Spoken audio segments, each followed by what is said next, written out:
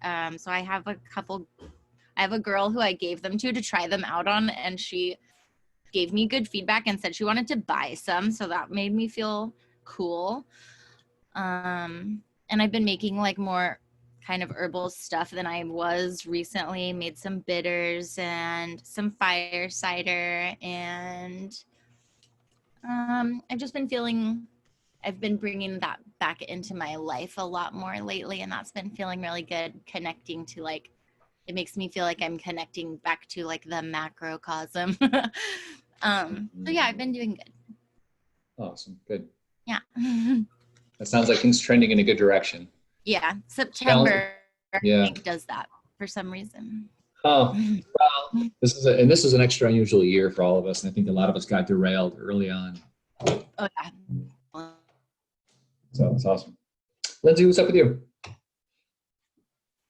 Yeah, so I finally dealt with something health-wise this year for the first time. Like, I grew up wearing soccer cleats and bunions running on both sides of my family, and they're pretty bad on my right foot, and I finally went and like faced it this year, and they're severe. And it's really interesting that since I went and like got x-rays, and I mean, it's pretty bad on the right foot, but since I actually went, I've been feeling just how painful it's been.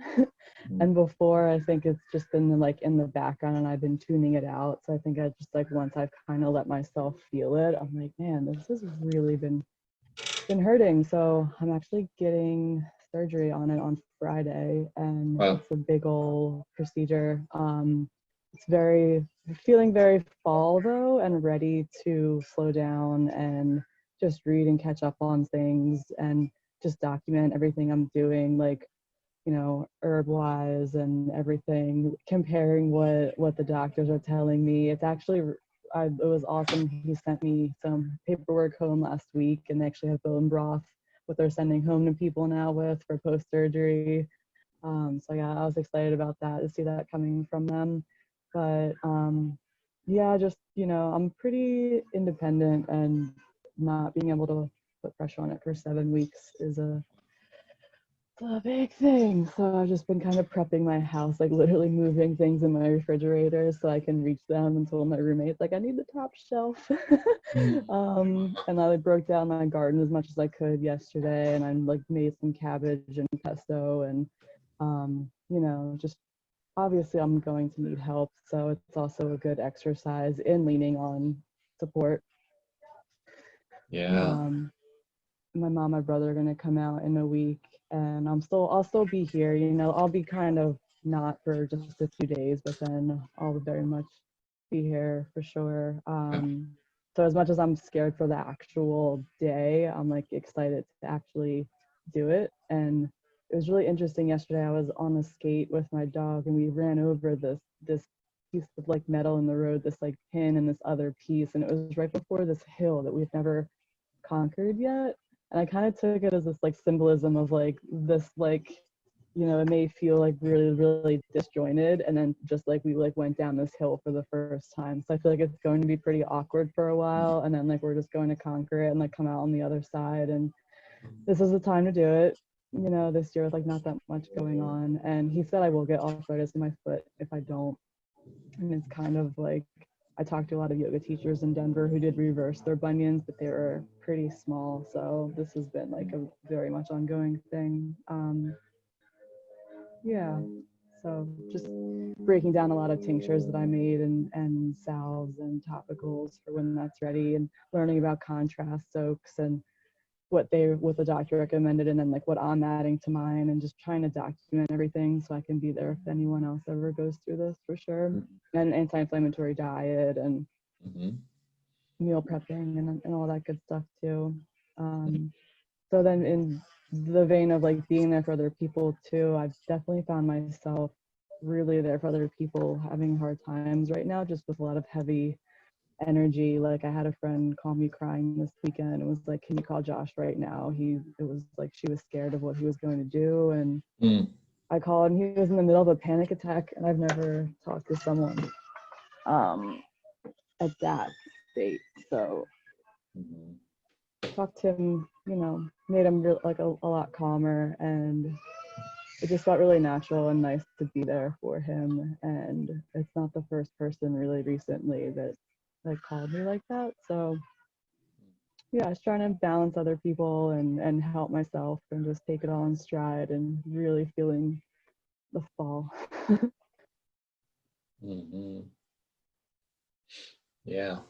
Yeah. Well, Friday. Okay, that's coming up. Wow, that's exciting, right? When that stuff happens and you recognize it's a big obstacle to recovery is when you have something like that, and when you can have that, then you're on the upswing after that. So Friday's the day. Mm-hmm. Exciting. Mm-hmm. Yeah.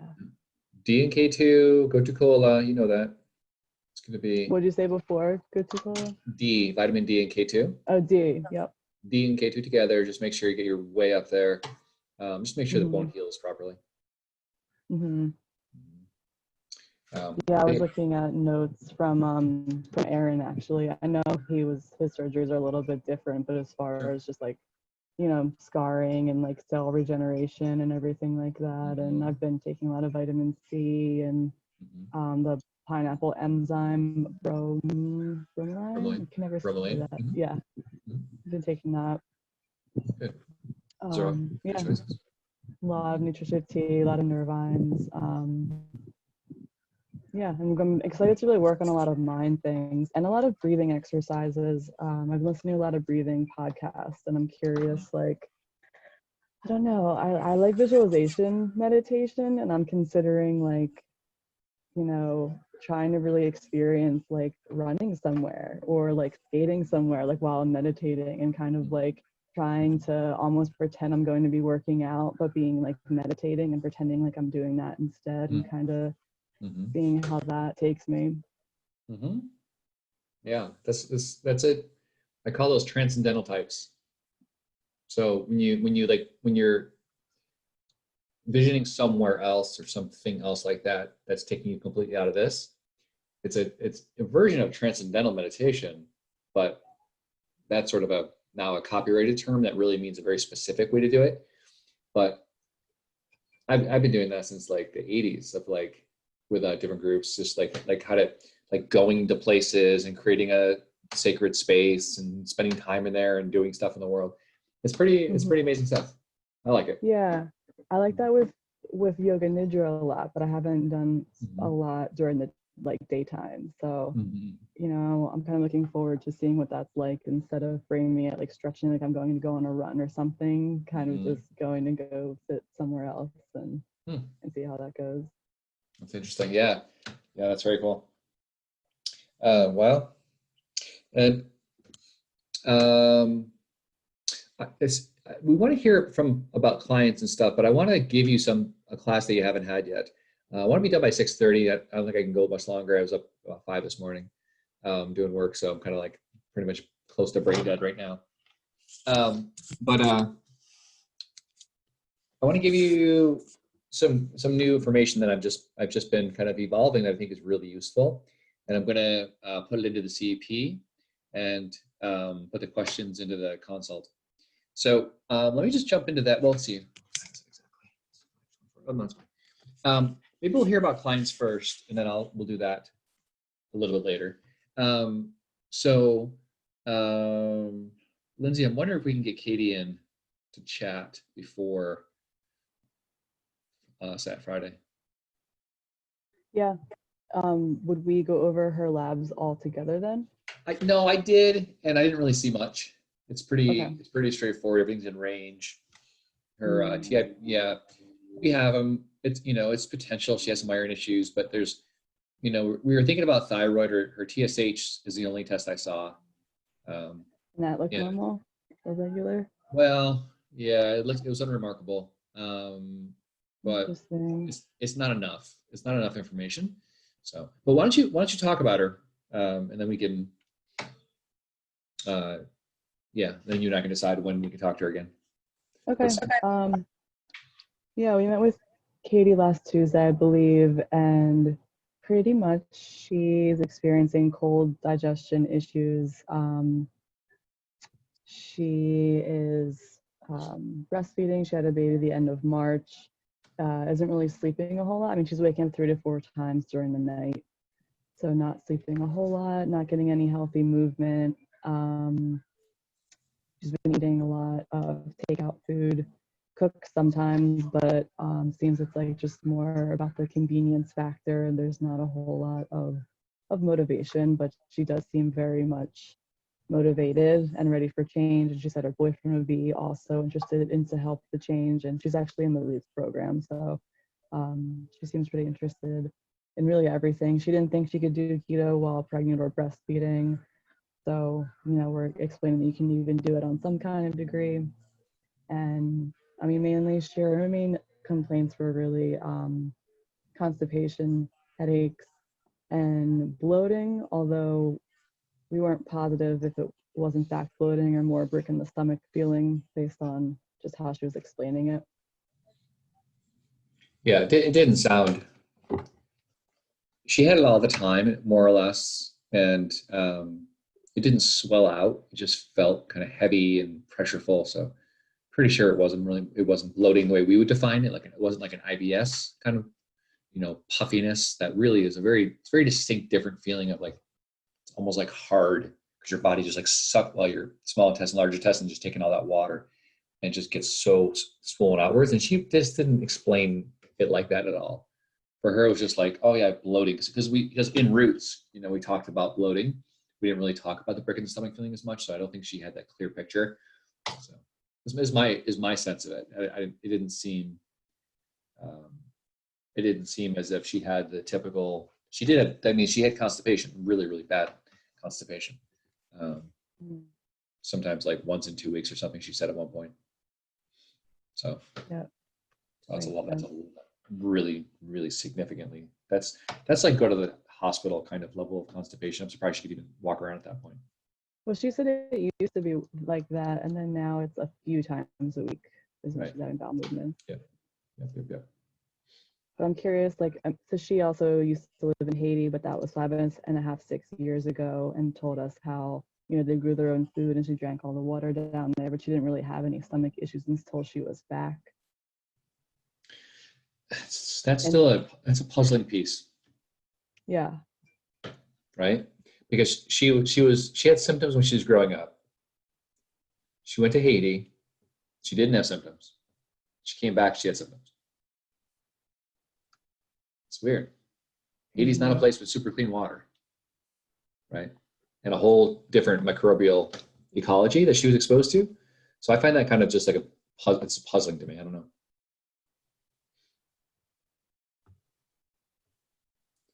So I'm not sure too about that piece, but but generally speaking, it's really working to get her nutrition in, reduce the foods that she's eating that aren't helpful to her, trying to understand how we can get in,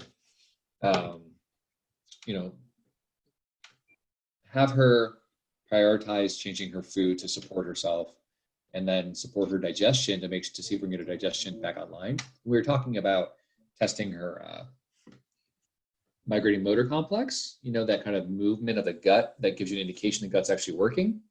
And that is like, if your stomach growls, that's what that is. It's one stage of the migrating motor complex. And so we were talking about possibly getting her to track that. But it's one of those things, like if your stomach, like I could never, I don't know, I wouldn't, it'd be hard for me to track it because I don't think about it, right? It just shows up when it does. I don't think about it. So to get her to be conscious of it might be interesting. Maybe she's able to do it. If she is, that would be useful because so here's the deal. If someone's got cold GI for her 3 decades, it can be something we can fix. And then it can sometimes be sort of a neurologic issue. We were curious if it was thyroid. And we did see her labs, and her TSH was in the right range. So it didn't appear from that one lab that thyroid was an issue, but she looks like she has thyroid issues. And thyroid issues are a very, very common cause of slow GI. So it would kind of be nice to see a more extended panel. But we'll try with herbs, and we'll try with nutrition. And if that doesn't work, we'll go to step 2. What do you do if like bitters and carminatives and acrids don't work? What's step 2? What do anyone think? If someone shows up and they got cold, what was it? Prokinetics. Well, yeah, prokinetics would be in that first collection. So the prokinetics along with the carminatives and betters. But if those don't work, if those don't cause a substantive change, if she doesn't start getting more awareness of like, oh, I don't feel that break in the stomach anymore, her tongue, warms up and stuff. If that doesn't happen, what's next? What's step 2? Enzymes? Yeah. So hydrochloric acid, ox bile, and digestive enzymes. We get into the supplements. And what those don't necessarily correct this. And also in step 1 should be apple cider vinegar too.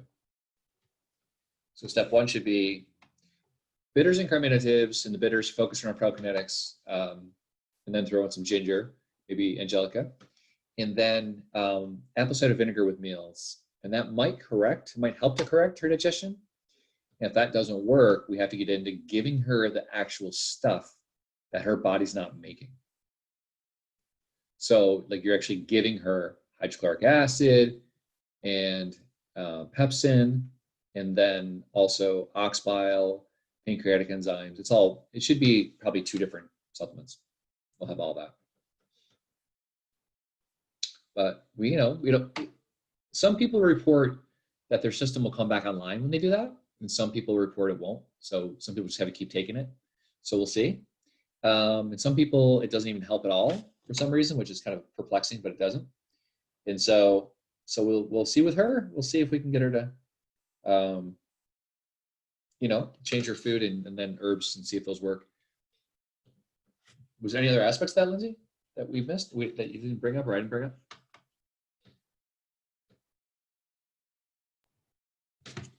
I don't know. She just seemed pretty like sluggish, and I was personally just feeling for her from not being able to sleep all night, but she's not really even like walking at all during the day. So I don't know. Hopefully she can get a stroller or something and at least walk with the baby during the day or something like that. Put that into a note. Right now it's crappy. Yeah. We're heading into the worst part of the year, right?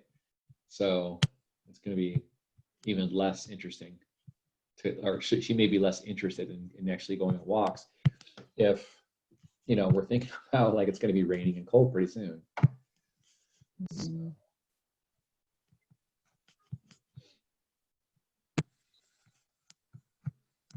Do you want to real briefly just give a little update on Alejandra?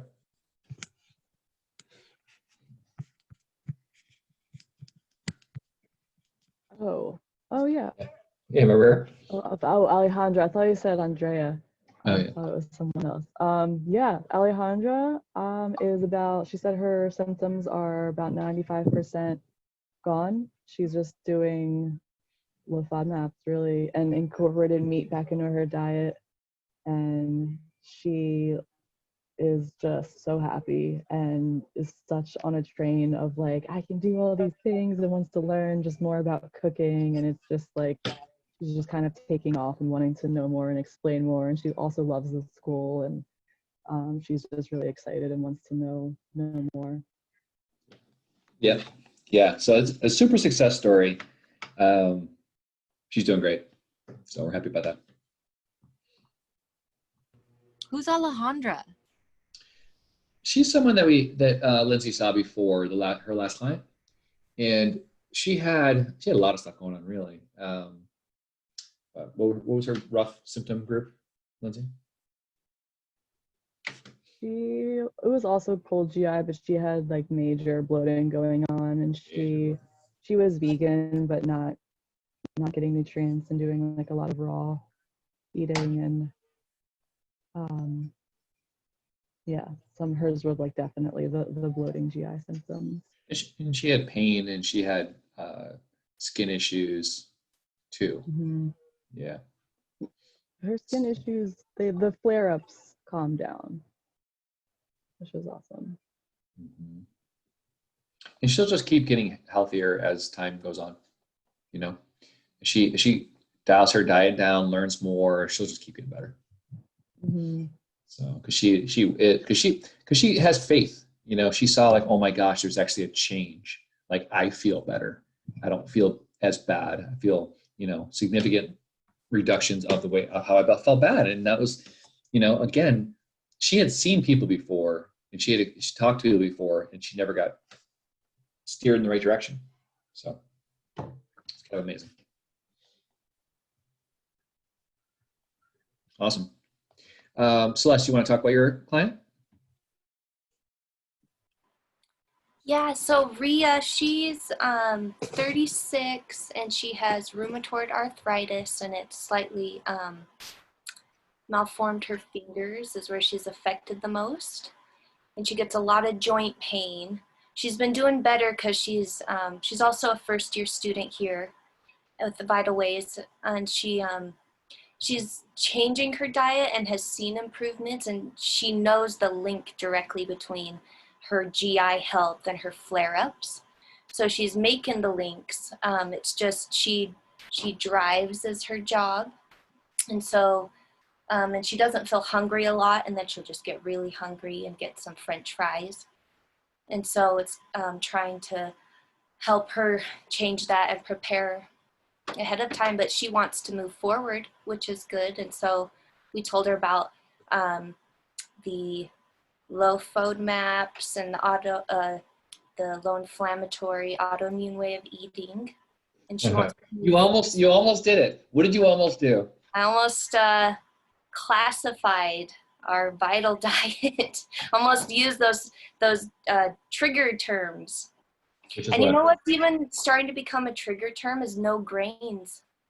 At least around here for me, everything. No grains. They just look at you like it just triggers. Even though they asked me, I want to know everything you know, Celeste. Will you download it? And then then no grains comes up, and then it's just too much. What if you skip that and you said, I just don't eat lectins? Lectins, okay. I don't eat toxic lectins. Yeah, that's okay. And they'll say, well, where are toxic lectins? You can say, well, it's a kind of.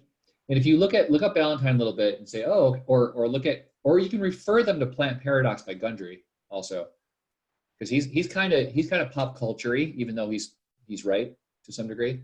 He's a little extreme, if you ask me, but you can say, yeah, I don't need toxic lectins, and lectins are a protein that is in some things, and I just avoid them.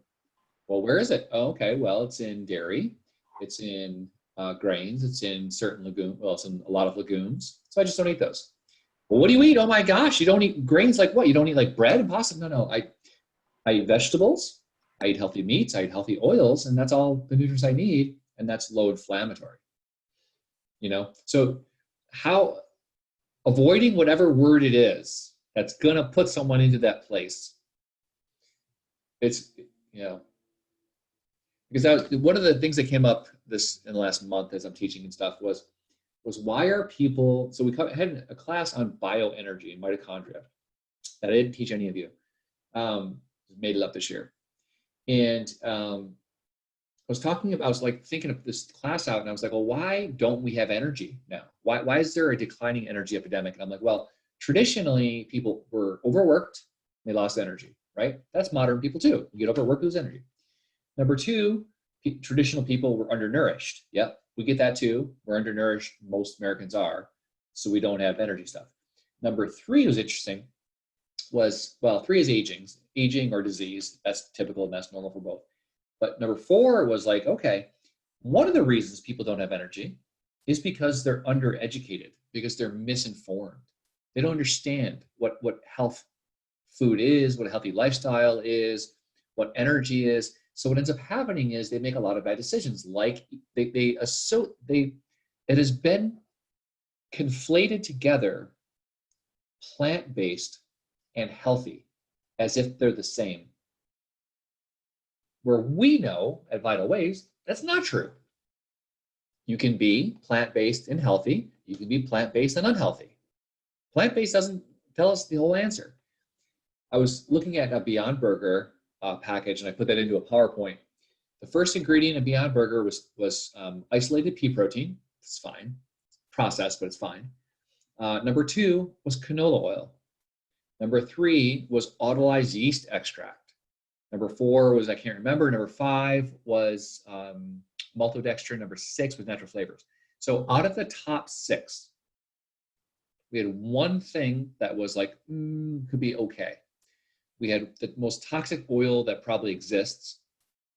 And then we had 3 neurotoxic flavor enhancers. That was the Beyond Burger that people are eating because they think it's healthy, right? So misinformation is one of the reasons people are sick. So what we have to do as people who are going to bring healing is have good language. Know what to do when that situation, Celeste, like you didn't expect that to happen. When that situation arises, knowing like, oh, I have a, I'm gonna outflank that idea. I'm gonna say, okay, I can't say grain anymore to these people because they get nervous. I'm gonna say lectins. I'm gonna say another smart word about it. Say they're a carbohydrate binding protein that exists in certain foods, and it causes inflammation when you eat it. It's well known, so I don't eat it. You know, the language is so important. The language is one of the hardest things that people get hung up on. My best friend is right now she's like obsessed with this documentary that she saw probably on Netflix that's about like veganism, and she won't stop telling me to watch it. And I just like haven't gotten to it because I don't really care. And but she's staying at her parents' house right now, and she's trying to like convert their way of eating from what she saw in this film. And I told her recently, like, okay, since you keep bugging me about this, like, have you looked into who funded this film, or like who any of these people are who are speaking in this film? If you're gonna like dedicate your life to this film, you should probably know more about it. But yeah, she's been like pressuring her parents to buy those like Beyond Meat things, and yeah, I'm not like, okay. That alone should give you complete understanding of her understanding of nutrition, right? Someone that would buy those things, and you could just point that out to her. Say, look, let's look at this burger for a minute. Canola oil is really toxic, inflammatory omega-6 oil. It's really, really bad. Super processed. It's hard. Yeah, because also, I mean, me and her mom talked about canola oil the other day because she like, I don't remember. I think she like didn't want to use olive oil because of like the low smoking temperature, and she's like, canola is the best because any vegetable oil, blah blah blah, or something. And I was like, it just gets, you know, it's hard to argue with everything that someone says. Yeah, it gets to be too. And what's the point? People have been dying for me to watch. I've gotten this probably since like 10 or 15 years. People are dying to have me watch stuff for them. You really need to watch this. And I'm like, no, not interested. So yeah, it's crazy. But the documentaries that come out on Netflix, Forks Over Knives, is that the one? Maybe? No, I don't know. That one's an older one. I don't remember what this one is, but I know it talks a lot about like the meat industry and the like effects of meat on the body. Supposedly, that's what it's about. Right. Yeah. Well, the meat industry, we can't. I mean, we should criticize them. They're pretty awful. But not the meat that I'm eating. You know, if you choose meat from a you know, ethical farm, it's going to be a very different scenario than the quote unquote meat industry is not one thing. Right. We've had that conversation too. Yeah.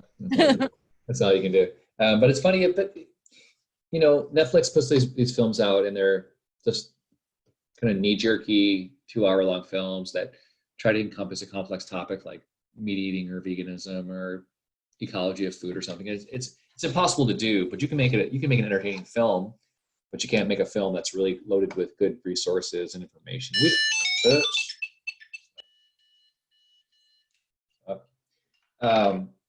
You know, it's impossible to do that topic justice in an hour and a half, 45-minute film and still be interesting.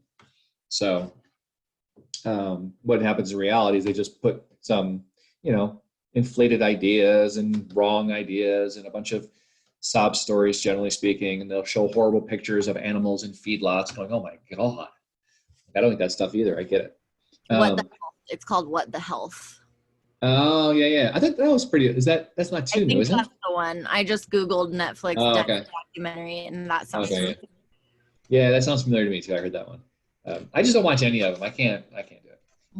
But I understand what you're saying. So yeah, knowing the buzzwords and knowing who can actually talk to, and then if you're going to have that conversation, have your arguments lined up, right?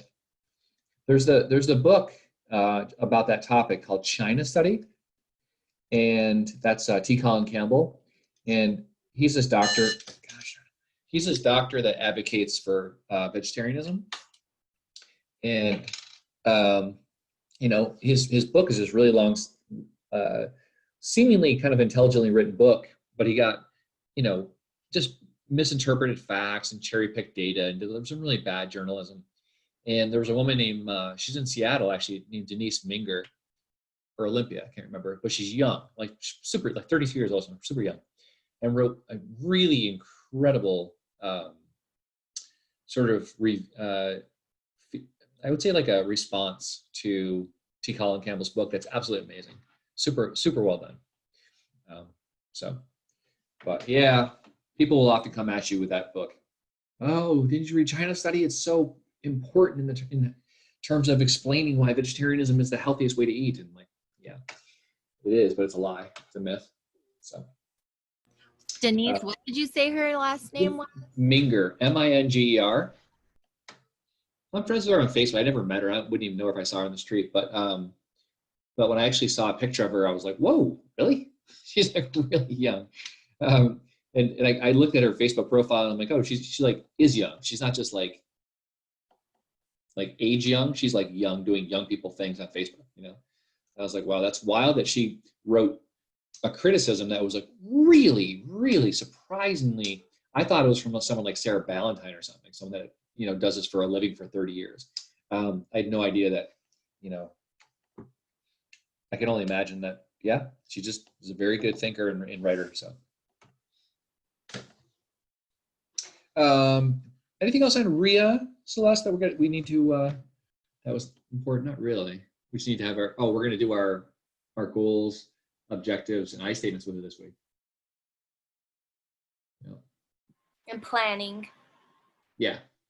For her, preparing ahead of time with food.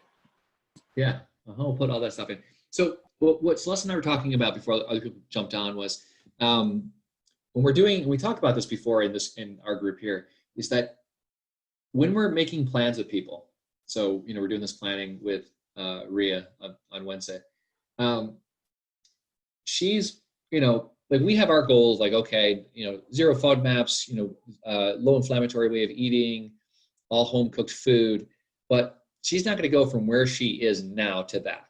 So our goal is to make it be just challenging enough at the edge of her comfort level that she can still do it. This is such an important piece of this. If she doesn't accomplish it, that sets up a pattern, even though she can learn from it. So she's always going to win, but even though she can learn from her inability to complete it, we want it to be just challenging enough for her. That's a little bit of effort, a little bit of difficulty, because that will reinforce that pattern in her. That's our goal when we're coming up with I statements. It's not to give them like this super hard thing that they'll never accomplish. And it's not to give them something they can do or they already are doing. It's to give it right, because Ria right now wants to evolve. She wants to learn. She wants to heal. So she's ready for this. And I would say the same thing is true of Lindsay's client. Like Katie, she wants to change. So we got to give her just enough of a challenge in her goal setting, in her I statement setting, her objective setting, that it pushes her a little bit, because that is what we're trying to tap into. Because that's where transformation takes place, with a little bit of energy input.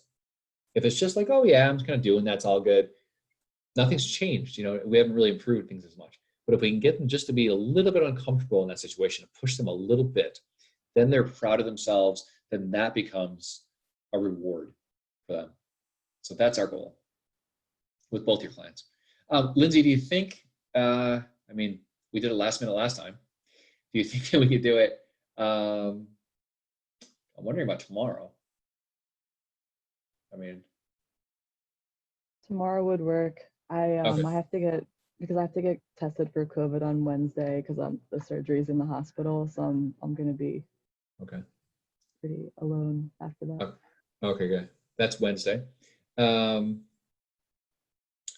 later Wednesday work if tomorrow doesn't work? If like on Zoom, yeah. Okay. Okay. Yeah, Katie, we didn't tell that story. Katie just Katie showed up at the school for an appointment. We didn't have one scheduled. And she texted me, Chris, I'm at the school. Where are you guys here? I'm like, what? So I called Lindsay and I'm like, hold on. So I called Lindsay and Lindsay came in. So we just met this impromptu. We're great.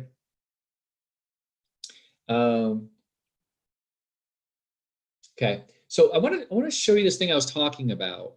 I think right now both those clients are they're both primed to do some really good things. I'm really happy about them. Yeah, I think we can go do a lot of good work with them. So I want to show you, in Lindsay, this will kind of relate a little bit to what you wrote as far as a question goes, about energy.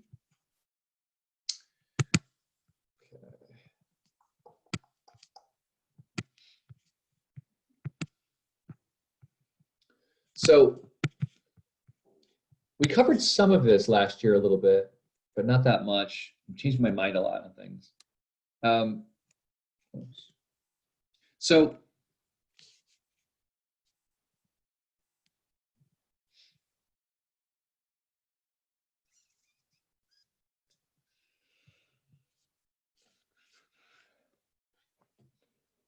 the concept is like this, is when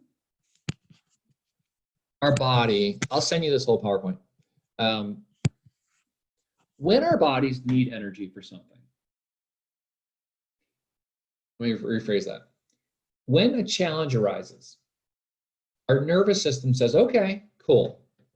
We are going to give your adrenals the signal to start acting. We're going to tell your heart, your lungs, your kidneys, your digestion to act, your muscles, your brain, to act in a certain way. And that is energize and move. It doesn't matter if it is something that is stress-inducing or not. If your body perceives the need to do something, that's called a challenge. Challenge makes you act. And you only have one mechanism physiologically for that. You have one. And that is a sympathetic nervous system. That's all there is. So a really curious thing has arisen. In the 1950s, they started saying, you know what? People have stress. So they created a new word. But there's no physiologic separation that is this thing called stress. There's nothing. Stress does not, I would argue, stress really doesn't exist. What we have is challenge.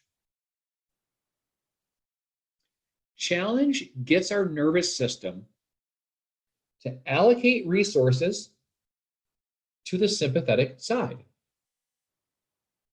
That could be going for a hike. That could be swimming in the ocean. That could be fear of job loss or COVID fear. It doesn't matter what the form of challenge that exists. We only have one mechanism. When challenge goes away, I call that ease or comfort compared to challenge. When we have ease or comfort, our nervous system allocates our energy to parasympathetic, which is nourish, heal, build new tissue, detoxify, reproduce. That's all the ease and comfort state. And that's when our bodies say, okay, we can do that. There's the energy for it. When challenge arises, oh crap, it takes energy away from that and puts it over into the other side, which is the sympathetic. Sympathetic, parasympathetic. Challenge, ease. Okay? So that's kind of a good concept to know about, to think to yourself, the idea of stress really means emotional stress. And what that really means is challenge without a physical need. Meaning, like my mind perceives I have to do something differently, but I don't need it physically. I don't need to run. I just need to like work something out. And so emotional stress, conceptually, it makes sense. But what's interesting, think about this. If you go see your physician and you tell them, hey, I got emotional stress, they're going to say, here's some Xanax, right? They're going to say, here's some Ativan, here's some Klonopin, which is a sedative. A sedative lowers your sympathetic activity, so now you no longer have that big burst of energy. Well, what's the biggest side effect of a sedative? Tiredness. All tiredness is we can't get that sympathetic energy for thinking or acting or moving or doing anything. So we're over there on a sedative, losing energy, so now we don't feel the emotional stress, but then we don't have energy to do anything because we can't access the only part of our nervous system that is energy. So we're trying to suppress energy, but then we want energy again because we don't understand that it all is one source. And so that's comfort versus challenge. That's first. That's all that exists physiologically. Your body has no idea. Challenge is challenge, comfort is comfort. Comfort is when we get overall nourishment and energy. Challenge is when we burn that energy. So people who get fatigued and burned out, there's other reasons, but one big reason is because they've been challenged. And sympathetic nervous system drains your energy. Parasympathetic is nourish and heal and restore, rejuvenate. That's where the energy comes. In the terms that I named them now,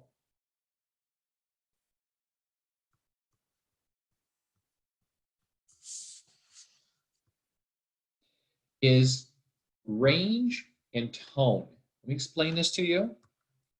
I was just working this idea out last year a little bit.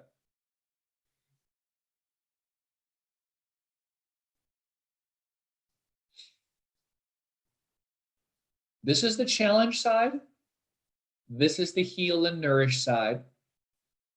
Traditional people were somewhere over here, about 25, 30. When you average their entire month, most of the time they were in heal and nourish, and a few hours a day they were in energize and move. So 20 hours, 4 hours, whatever it was.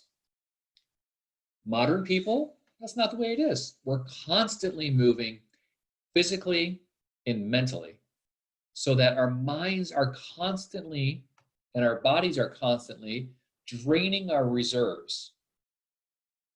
And we're not replenishing, we're not rejuvenating, we're not detoxifying, we're not rehabilitating our entire system.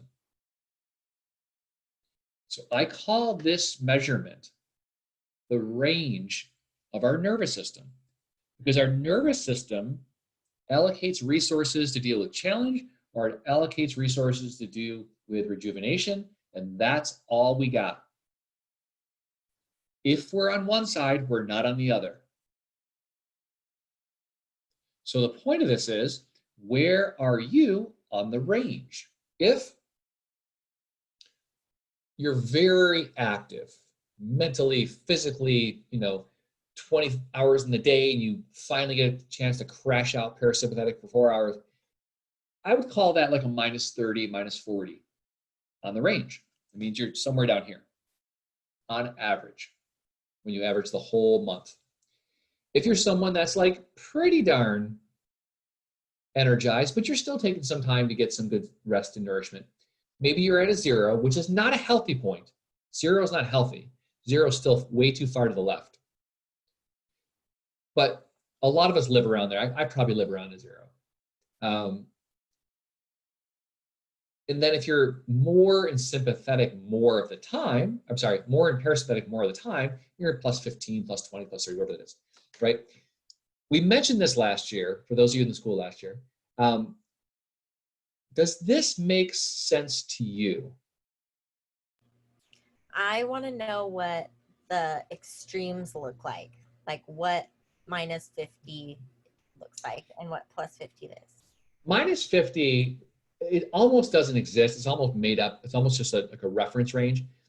Extreme sympathetic would be constant, super high sympathetic activity, which means racing heart and sweating, getting really thin. Eventually, that's drains you so rapidly, pretty soon you're just getting into fatigue. Extreme parasympathetic, so in unhealthy level of parasympathetic, is someone who, they used to call them kapha personalities, people that just could never get motivated for anything.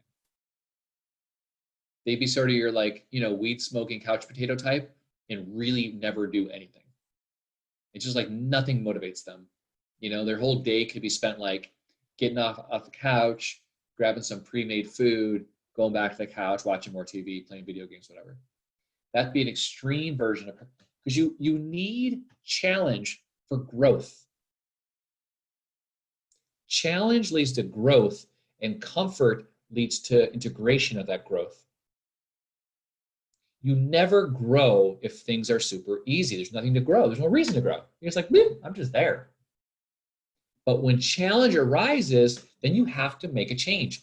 And your brain actually creates brain-derived neurotrophic factors when your sympathetic nervous system is energized. So your brain actually changes to be able to grow better. Like that really happens. So learning is so you get a flood of glucose into your bloodstream. You get a flood of amino acids into your bloodstream.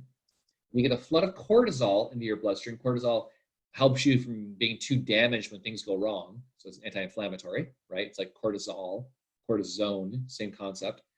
It's a steroid anti-inflammatory. And then you get brain-derived neurotrophic factors increased. Your brain and body are preparing you to make changes. If that is extreme on the left sympathetic side, to answer your question, Jamie, what happens is people can't learn because they're overly challenged. It's too much challenge. There's no ability to integrate or to learn anything. So people that get overly challenged, which a lot of people are right now, they don't even know where to apply that energy, and it keeps getting sucked out of their system. And eventually they get fatigued, tired, depressed, and it brings out the whole of their energy. Parasympathetic is used to be a bigger issue than it is now. Most people don't have that in excess anymore. Most people need more. The vast majority of people that we will talk to need more parasympathetic. A few people need their sort of life examined, need to get more motivation, need to understand what's demotivating them. And the overall energy. So we're talking about sympathetic energy is when our muscles and our brain get super energized. Our heart beats faster, our lungs breathe in a very rapid, shallow way to hyperoxygenate our blood. So we get burst of oxygen into our blood. Our brain's going real hog wild. Our heart's pumping faster. Our digestion is shut off. That's a lot of energy. When we are in parasympathetic, we're still using a lot of energy. It takes a lot of energy to digest, assimilate, rebuild tissue, break down tissue, integrate new knowledge. That all takes energy too. You don't feel that energy because it's all automatic. But think about a 3-year-old child, toddler.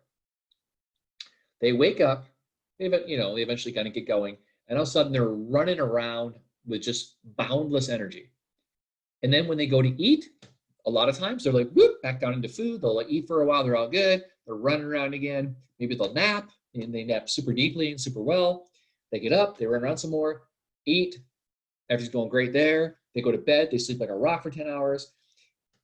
They have the perfect sympathetic to parasympathetic balance and state because they have the vital energy to run both sides.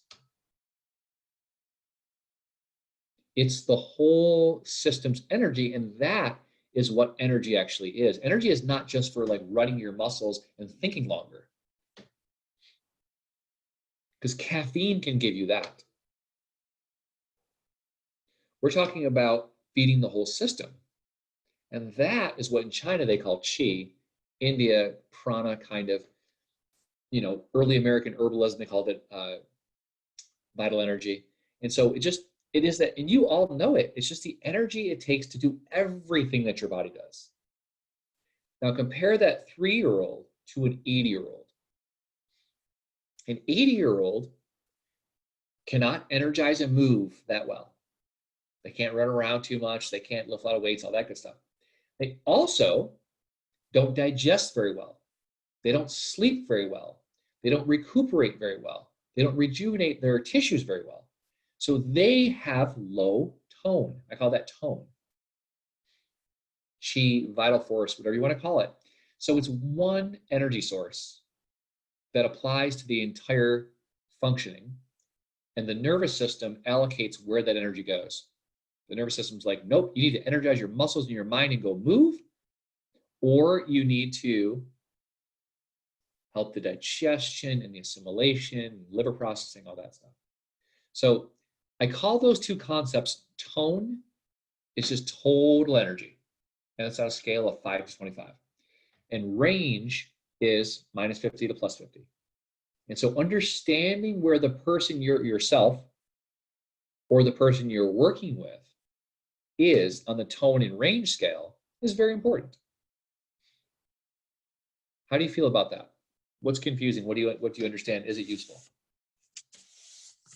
We've talked about this before a little bit in ways. But now they're getting tone and range in the first year.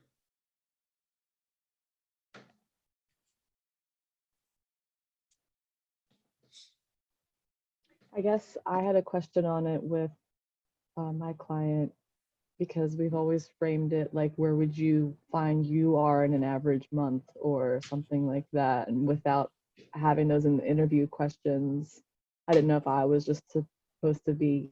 It's even different, actually, Lindsay. What we have in the interview, what we have in the CP is not even this, really. Okay. That's more of like, yeah, that's more state of energy. That's more, is it flow? Is it confused? Is it deficient? All that. That I still think that's useful, but that's different than this. Okay, so I did have that filled out. Maybe this was what I was asking then. I don't think this is there.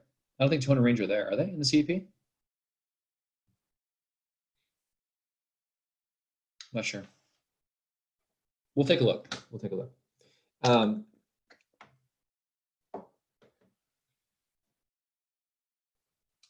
But do you remember these terms from before, or not? Anybody? Yeah. So the tone, like how you would measure tone? How would you measure? Like, I guess I'm not exactly clear on tone. Totally. So tone is just overall energy. So the question is, now I'll share a tool with you. I'll share it. Well, let's pull it up.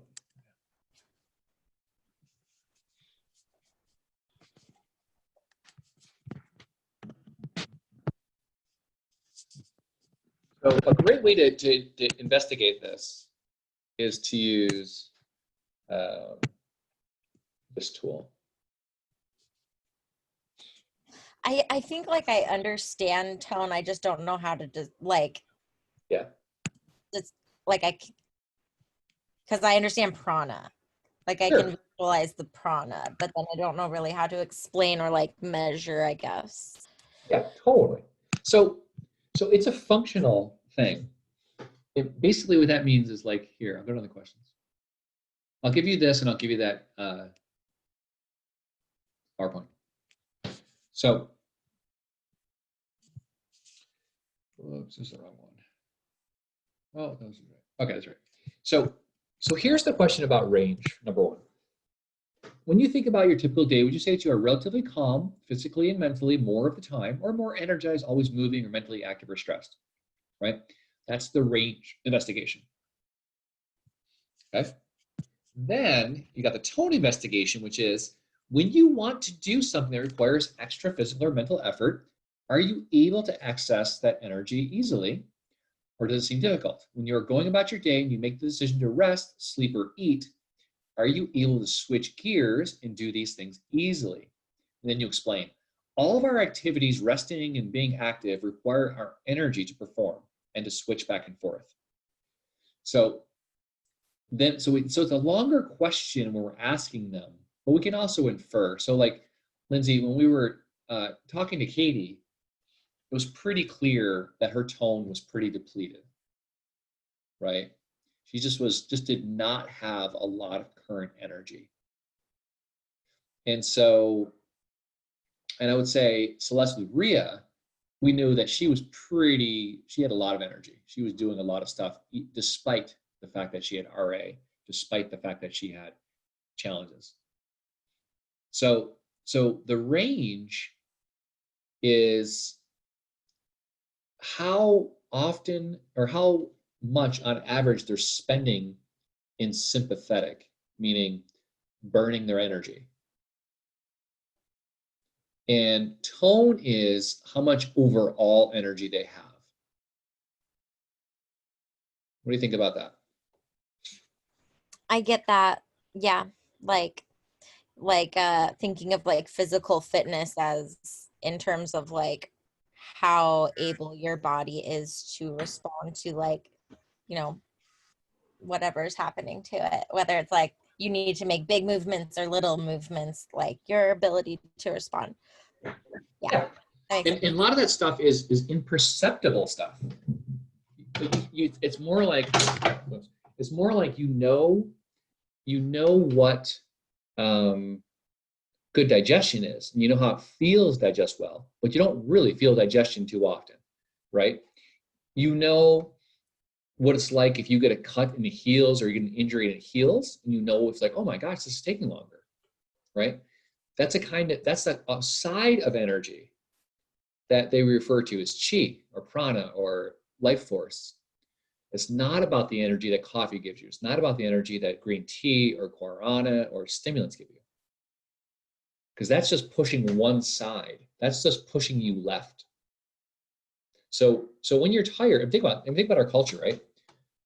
When you're tired, you get a Red Bull, you get a Monster energy drink, you get a coffee, you get 4 shots, you could do a 6-shooter like I do, 6 shots.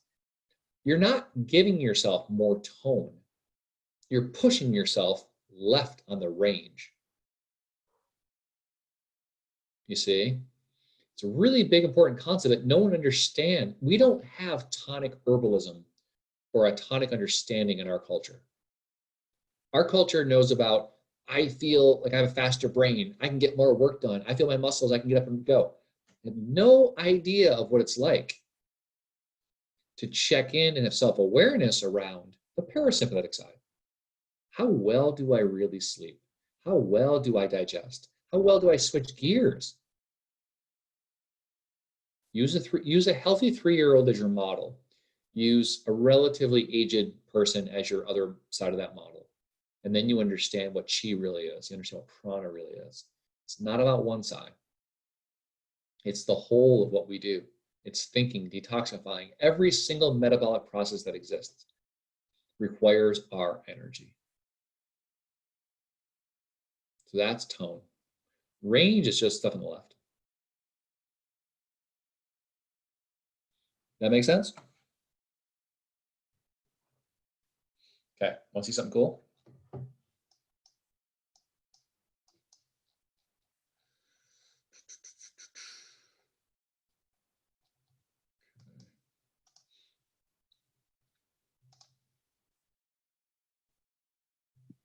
Hey, Chris, I have a quick question. Hit it. So the scoring for tone is 1 to 25, 25 being the most vital, Yep. right?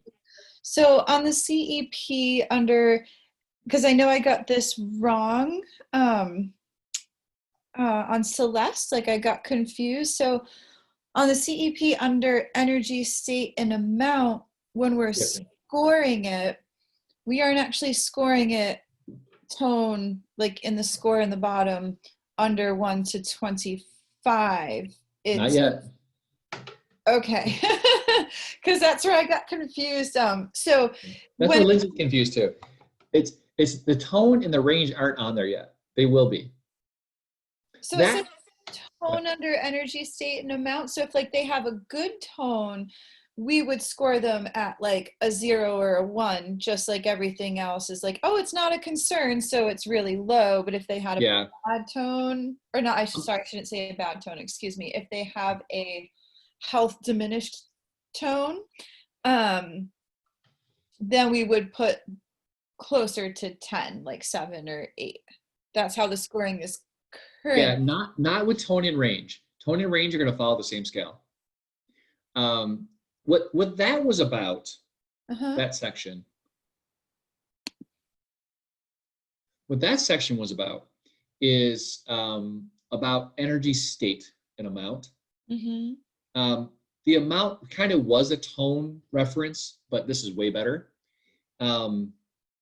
The type had to do with, you know, do they have flow state? Are they deficient state? Is it inharmonious? That whole thing.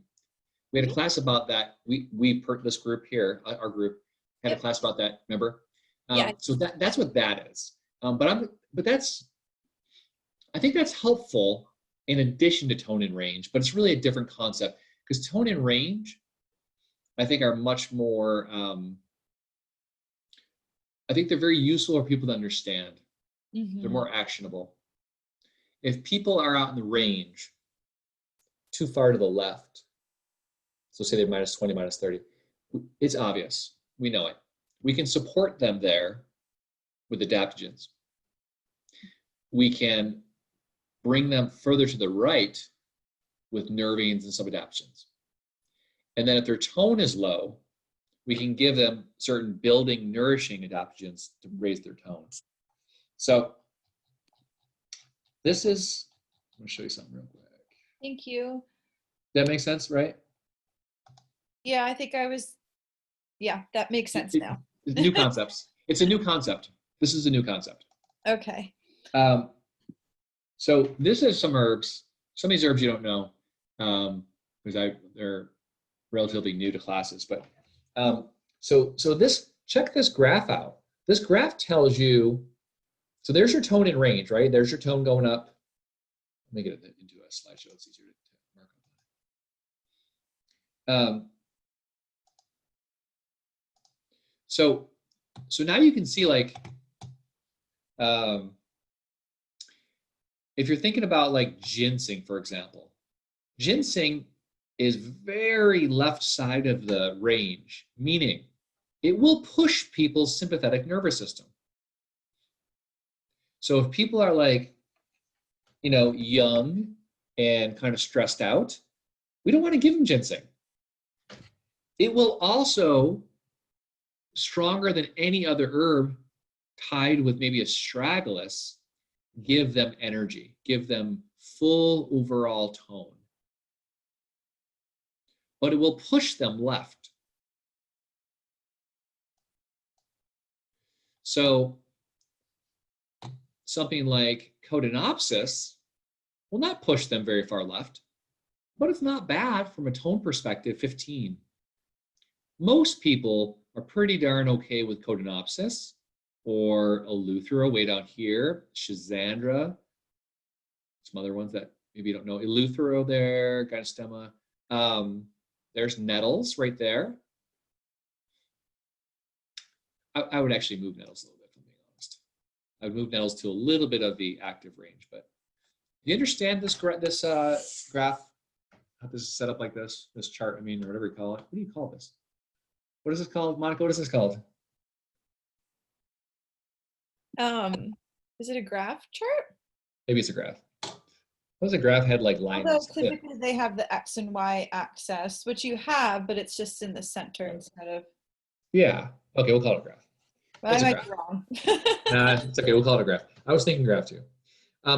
There's ashwagandha there, right? So ashwagandha is actually plus 10 because it pushes people towards the parasympathetic, right? It's very calming to the nervous system. It takes people in the challenge state and pushes their nervous system, says, hey, we don't want you to allocate resources to challenge. We want to defund that side of the nervous system and allow your body to be on the nourish and heal side. So when we're thinking about people's tone and range, we can think about these nourishing herbs. We can think about what their nervous system, how it's allocating resources. Here's rhodiola, right? Rhodiola is about -10, -15, who knows, whatever you want to call it. It's pretty darn tonic, maybe 18, 17 on the tone. If someone needs to do the left side of the range, they're like a first responder, or they're working in a hospital, or they're in the military, or they're an athlete, or they have a really demanding job and they can't get past something. We can give them something like rhodiola to give them the left side of the range. It's okay to do that if they're going to use it, and if they can't not use it. It will make the left side of the range work better so they don't get burned out as quickly, they don't lose energy as fast. That's what adaptogens can do for people. So if someone is very old or coming off an illness and they're very weak, the tone is very low, just to get up and walk around, we're okay giving them something on the left side of the range. I had a woman coming in, older, pretty old, and had been as a cancer survivor. And she was the only one that really bought American ginseng. She bought the whole jar eventually, which is super expensive stuff. But she was one of the few people who walked into the store that I was like, yeah, you're actually a ginseng candidate. Like, you could actually use ginseng. Like, she was old enough.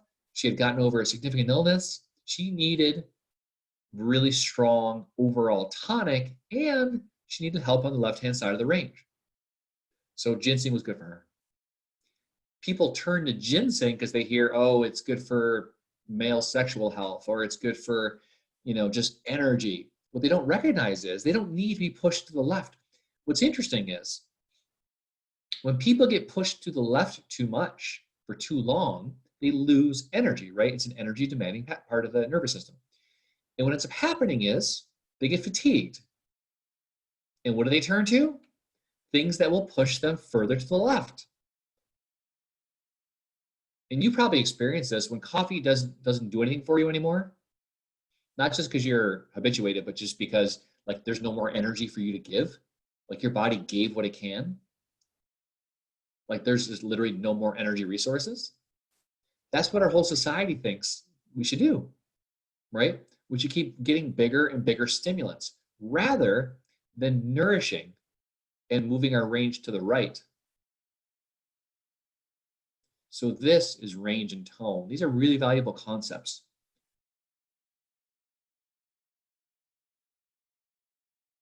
I feel like it makes sense now. Does this graph make sense?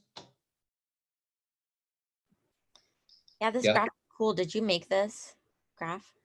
Yep. Are these all adaptogens? So not exactly. These are tonics. So that'd be the last thing we'll talk about. This is interesting. Is that adaptogens are for stress. Stress is kind of a made-up concept, but we'll go with it. Tonics build tone. So adaptogens like Gotu Kola do not build tone. Bacopa, no tone. Holy basil, no tone. And some of these remedies don't help with stress, but they do build tone. That first one, Ajuga, a lot of these ones are kind of off-label stuff. Ajuga, Renutria, Shilajit maybe. All of these remedies are tonifying remedies that build your energy. I got nettles on there. Some of them are adaptogens too, because adaptogens came from the Russians, but we've been using tonics for thousands of years. The Russians just said, look, we want people to be on the left side of the range for a long time. We want them not to die. Because we want more cosmonauts, we want more submarine people, we want more coal miners, more factory workers. We want them to work 18 hours a day. How can we do that? They were not giving the relaxing nervines for those people. They were giving them left side of the range tonics a lot of the time, which they call adaptogens, which was allowing the stress response to those people, so the sympathetic nervous system response, to be more efficient, so they wouldn't burn out through their energy as much. So an adaptogen preserves your tone, but it doesn't necessarily supplement your tone. But some do both. Like Eleuthero, look at Eleuthero right there. So Eleuthero is only at about 10 here. I don't feel Eleuthero is a very strong tonic. I think it's an excellent adaptogen. I just ordered 36 1-ounce bottles today of Eleuthero because they won't sell me large amounts till December. So about 36 1-ounce bottles, which is kind of annoying and expensive. And nettles don't move the range, but they're probably equally of a tonic to Eleuthero. And astragalus is not an adaptogen in my book because it doesn't work on the stress response. But it's an incredibly good tonic that reaches all the way deep down into your bone marrow to produce white blood cells and your lungs. So this is understanding tonification. And this whole PowerPoint is about mitochondria and energy. So that's what I'm sharing with you with that stress adaptogens tool. Okay. New concepts. You're getting them as I'm getting them because they're super useful. And I'm going to incorporate this into the CEP next time around. Like the next CEP that we write is going to have tone and range in it. So, how you feeling?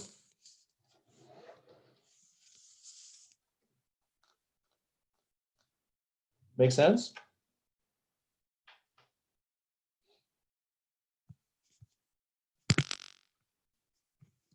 My computer did not like doing that PowerPoint. Made everything bogged down.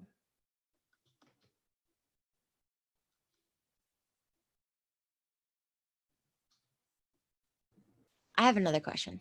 Hit it. Are we gonna get CEPs on these people, Alejandra and Kate? Oh, you should already have that. I'm looking in my Google Docs and I see Ria, Connie, and Jody. I don't have Okay. anyone. You don't have Alejandra. Okay, good. I'll share that one, and then the next two also. Yep. Okay, cool. Thanks. Yeah. You know, something happened weird. Like when the sharing from Google Docs can be a little tricky because I put all your names in and send it, and it'll come back to me sometimes. I don't understand what that's all about. So I'll make sure. And then let me know if you don't get it. But yeah, you should have it.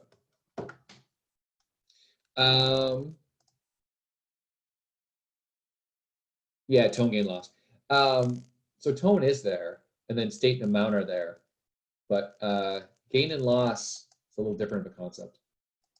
Gain and loss is like where's a person gain energy, meaning like what nourishes them, and loss is where they losing energy. I don't think those are unhelpful comments or unhelpful ideas. I'm just not quite sure how to incorporate all these ideas together. Yeah, it'll happen. It'll be off season. Any other thoughts or questions about any of that? Do we have that graph you just shared with us, Chris? Will you send it to us? I'm going to upload, yeah, I'm going to upload that and the stress adaptogens chart. And that should give you all those ideas. And I'll send along some questions too to kind of keep you understanding what to look at, what to think about.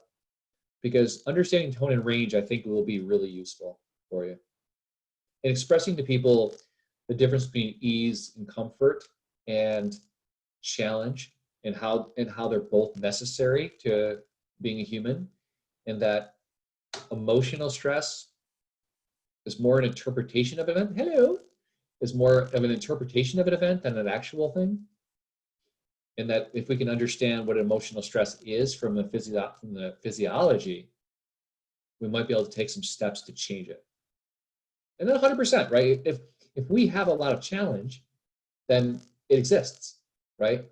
But if we're creating more challenge by not being aware of what challenge is, then we can use that as an idea to help us overcome it. So I'll upload this video so Chrissy can see it.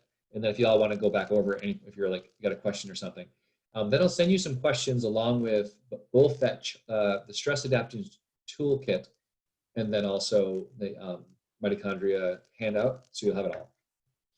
It gets more, it gets into supplement. Yeah, this is like, you guys, like, I think I talked about mitochondria last year for about an hour, maybe 2 hours. I don't know how long, but this year it was about 12 hours. It's fascinating, exciting stuff. I think it's some cutting edge stuff, and I'm just scratching. I feel like I'm just scratching my own surface of it. So, yeah, I think we're bringing back tonic herbalism into Western herbalism, and no one else is. Everyone else is just all focused on adaptogens and what I feel is an egregious misunderstanding of stress as something to be avoided, right? Rather than saying just like, it just is this thing. And then we can choose to avoid it or not. We can choose to say, okay, I don't want to be like, I can't stop racial injustice today. I can't stop this COVID nonsense today. But what I can do is I can recognize what my nervous system needs to do, which is not to be hyper energized by that, because that doesn't change it and it drains my vital energy. So what can I do to bring myself closer to the right side of the range so I can preserve my tone? Or if I want more tone, how can I add more tone? With that perspective, we can stop chasing after stimulants to run our minds when we should be working with nourishment to fuel our entire systems, or stimulants to fuel our bodies. And we should be so this is the perspective shift that I think is pretty. I think it's groundbreaking for Western herbalism. I don't think anyone's talking like this at all. This is totally my idea. And it really came, there was a lot of years percolating, mixing it up with people who are called mitochondriacs, people that focus on mitochondria. And so being a mitochondriac, studying traditional medicine and tonic herbalism, and then mixing that up with what I'm seeing in like our clinical realm, in our student population, where everyone's energy is dropping dramatically, brought me to this place. I'm like, we need to think about tonics. We need to understand tone and tonic herbalism and tonic lifestyles and tonic meditations and know where our nervous system is energizing ourselves. Is it left side of the range, right side of the range? So you're seeing the cutting edge of my information, which I think is the cutting edge of tonic herbalism in Western herbalism. I think it's be a fascinating book if I ever get around to writing it. So that's it. So Lindsay, if I write Katie in a minute, we can see possibly tomorrow. What's the deal with Wednesday? I have to get a COVID test in the morning, so I'm probably just going to isolate until surgery time. So I can meet, just not in person. Oh yeah, totally. We're not going to meet in person. Yeah. Okay. Cool. We're not meeting in person either way. Does she know yet? I know, right? No, I didn't tell her any dates. I said I would talk to you and get back to her. Okay, I didn't know if she was expecting to go in still. No, I'll let her know. And the next meeting, this is a short one. This is just, goals, objectives, I statements. Should be no more than 45 minutes. Yeah, I mean, don't get me wrong, it was great to have an interview in person for sure. I think it's the best. I was able to Mhm. understand her a lot. Yeah. It's hard though. Yeah. Okay, cool. All right, you guys, thank you so much for being you. And I'll send along this information and we will share those CEPs. And then if you have questions about this information, let's continue the conversation. We'll bring Chrissy into it. I think it's really cool stuff. I think you'll really benefit from it. Yeah, and let's play it by ear. Probably meet again about 2 weeks from now. Okay, we can put that in the books if you want. 2 weeks from today. Okay, let's go 2 weeks from today at 5 o'clock. Cool, good. I like that. I like that hour and a half stuff works for me. I can't go much longer, and then my brain's too fried. So awesome, you guys. Thank you so much, Monica. Continued blessings to you and your land and your friends, and Lindsay, to you for your surgery and recovery and healing, and for all of us, just for all the challenges we're all facing.